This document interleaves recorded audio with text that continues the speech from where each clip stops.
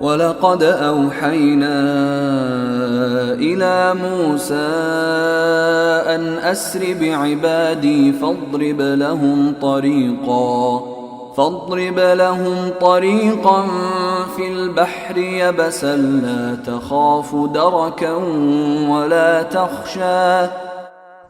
اور ہم نے موسیٰ پر وحی بھیجی کہ تم میرے بندوں کو لے کر راتوں رات روانہ ہو جاؤ، پھر ان کے لیے سمندر میں ایک خشک راستہ اس طرح نکال لینا کہ نہ تمہیں دشمن کے آ پکڑنے کا اندیشہ رہے اور نہ کوئی اور خوف ہو۔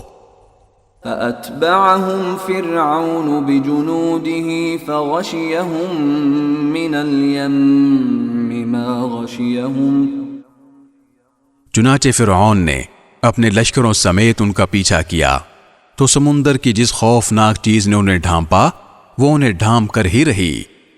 وَأَضَلَّ فِرْعَوْنُ قَوْمَهُ وَمَا هَدَىٰ۔ اور فرعون نے اپنے قوم کو برے راستے پر لگایا اور انہیں صحیح راستہ نہ دکھایا۔